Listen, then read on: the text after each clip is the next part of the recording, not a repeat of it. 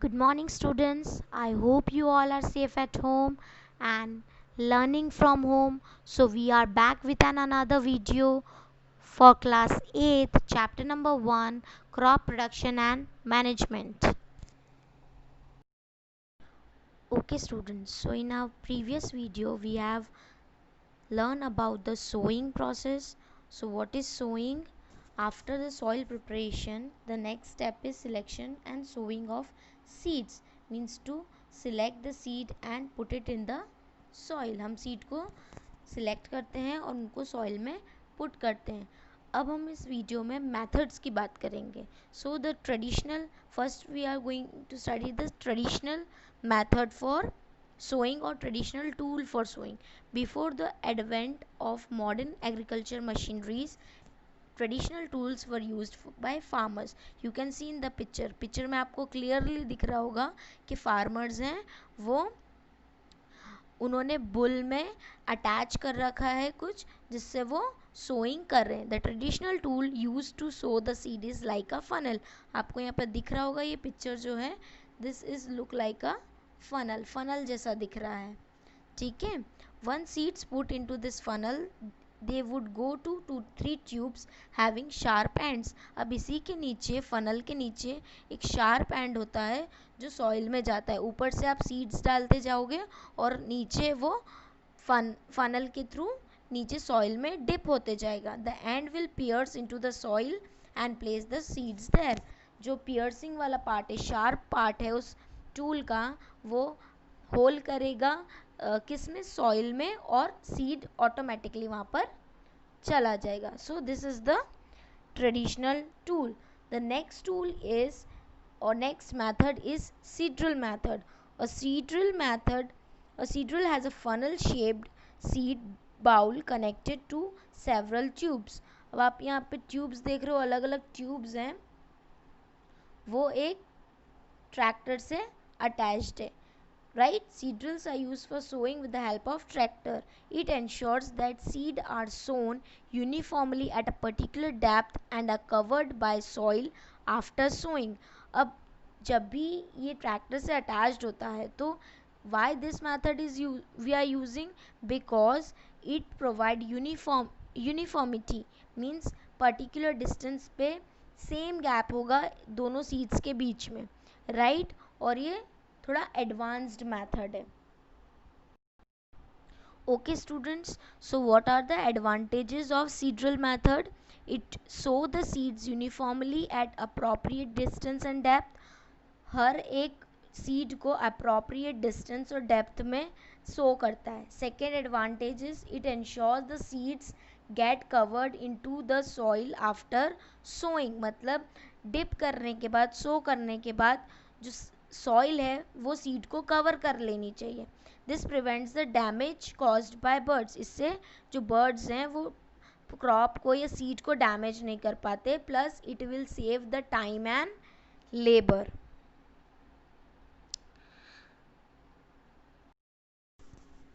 Now students, the next part is transplantation. अभी आपने seed को सो कर लिया है, अब उनका ट्रांसप्लांटेशन बाकी है. So what is transplantation?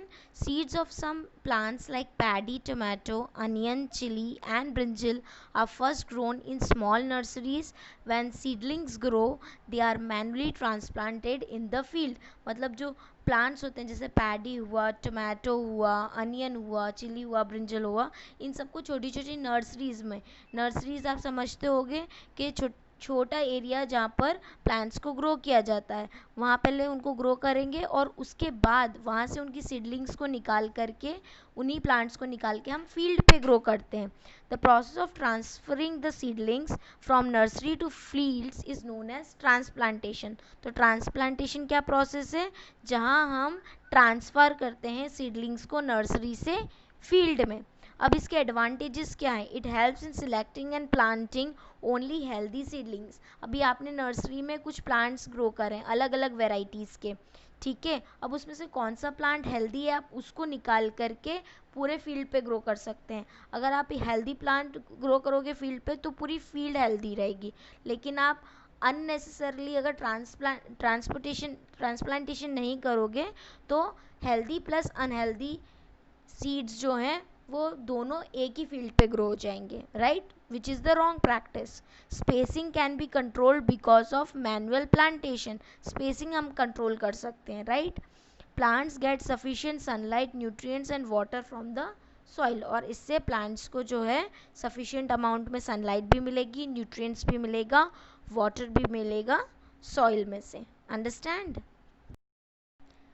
Next one is replenishment of nutrients in the soil. Replenishment means the replacing the nutrients which are replaced from the soil. आपको उसको वापस से रिस्टोर करना है. सॉइल से बार बार न्यूट्रिशंस हम ले तो रहे हैं, लेकिन क्या हम उन न्यूट्रिशन को वापस कर रहे हैं? So we will study this thing in this topic. Soil supply mineral nutrients to the crop. These nutrients are essential for the growth of plants. Due to economic reasons, farmers grow crops in the same field year by year. Continuous growing of crops make the soil deficient in certain nutrients and the soil loses its fertility.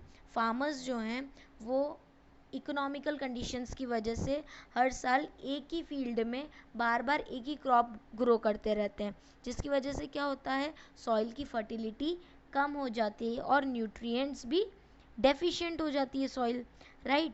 तो उस soil को हम को वापस से refill करने के लिए, न्यूट्रिशंस भरने के लिए हम क्या कर सकते हैं, राइट. तो कुछ मेथड्स हैं जिसके थ्रू हम सॉइल की फर्टिलिटी को रीस्टोर कर सकते हैं. सबसे पहला पॉइंट आता है फैलोइंग. फैलोइंग में क्या होता है कि आप कुछ टाइम तक एक फील्ड को अनकल्टिवेटेड रखते हो. मतलब अगर आपने इस ईयर किसी फील्ड पे राइस ग्रो करा है तो नेक्स्ट ईयर या कुछ टाइम तक उस फील्ड को अनकल्टिवेटेड रहने देना है. मतलब कोई भी क्रॉप या कोई भी सीड वहाँ पर ग्रो नहीं करनी. In this method land is left uncultivated for one और मोर सीजन. एक या दो सीजन्स तक लैंड जो है वो अनकल्टिवेटेड रहता है. The fallow land regains the nutrients from decomposition of remains of plants and animals by the action of microbes. जिसकी वजह से क्या होता है, अनकल्टिवेटेड लैंड जो रहता है वो अपने न्यूट्रिएंट्स को फिर से गेन करने लगता है by the process of decompositions from plants and animals. The next one is crop rotation. Crop rotation में क्या होता है, changing crop sequences to create an unstable and inhospitable environment for weed establishment and survival. Crop rotation में क्या करते हैं, आप crop को रोटेट करते रहते हैं, मतलब चेंज करते रहते हैं उनका pattern. Crop rotation is the method of growing different crops alternatively in the same field. अगर आपने इस सीज़न या इस ईयर राइस ग्रो करा है तो अगले सीज़न हम वीट ग्रो करेंगे, राइट. तो एक ही फील्ड पर एक ही क्रॉप हमें बार बार ग्रो नहीं करना है. आया समझ में. Resource availability, allopathic effect, soil disturbance, soil fertility, mechanical damage, ये सब नहीं होगा, right. You can see in this picture grass crop, vegetable, cover crop, legume, small grain, forage, mustard, legume. ठीक है, एक पैटर्न चल रहा है, एक ही चीज़ हम बार बार ग्रो नहीं कर रहे हैं, ठीक है, जिसकी वजह से सॉइल की फर्टिलिटी एज इट इज़ रहती है. Third one is mixed cultivation यानी mixed cropping. In mixed cultivation, two or more different types of crops are sown in a particular field at the same time. एक ही time पर हम एक से ज़्यादा crops जो हैं उनको कल्टिवेट करते हैं, क्रॉपिंग करते हैं उनकी. For example legume plant such as pea can be sown in the same field along with a cereal such as wheat. Wheat के साथ ही हम पी को सो करते हैं. उससे क्या होता है, जितने भी क्रॉप रिक्वायरमेंट्स रहते हैं, ठीक है, वो फुलफिल हो जाते हैं. एक क्रॉप दूसरी क्रॉप को हेल्प करती है न्यूट्रिएंट्स में.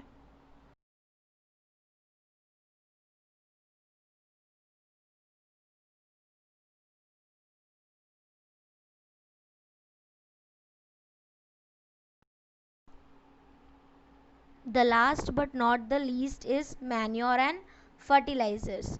The use of manure and fertilizers are called manuring. जब हम मैन्योर और फर्टिलाइज़र का यूज़ करते हैं तो उस प्रोसेस को हम बोलते हैं मैन्योरिंग।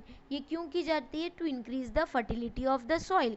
सॉइल की फर्टिलिटी को इंक्रीज़ करने के लिए हम मैन्योर और फर्टिलाइज़र्स डालते हैं।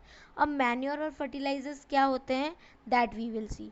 Manure is an organic substance rich in nutrients obtained by the decomposition of plants and animal waste by microbe।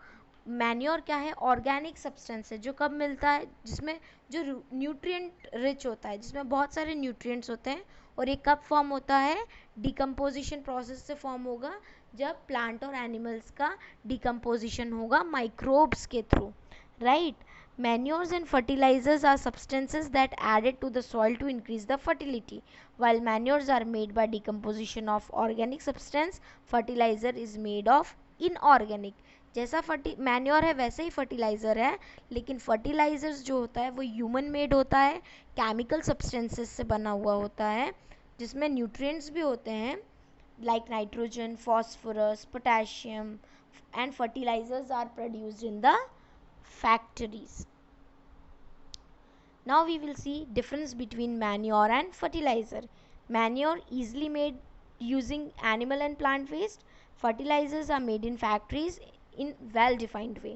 Manure has no harmful effect and fertilizers have side effects because it is made up of chemicals. Manure good for long term soil fertility and fertilizers not good for long term soil fertility because if uses in excessive amounts.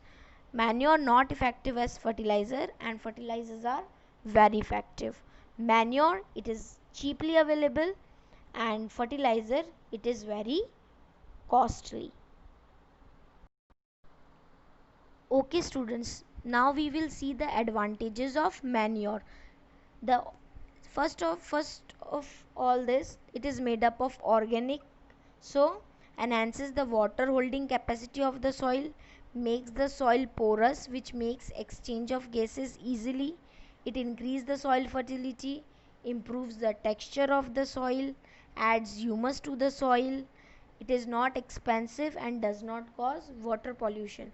जब हम disadvantages देखेंगे fertilisers के, तो आप देखोगे it is made up of chemical things, okay, so it will cause water pollution also whenever it will mixed with the water. The polluted water is unfit for human consumption. It will kill the aquatic animals, and fertilizers are non degradable, so it can also cause soil pollution. So students, in this video we have learnt about the methods for sowing of seeds. The next thing is replenishment of nutrients. In replenishment of nutrients, we have studied fallowing, crop rotation, mixed cropping, and manure and fertilizers. I hope you understand this video, and if any query is there, you can write in the comment section and I will resolve your queries. And if you like, and if you are well understand by this video, you can like it. Thank you so much.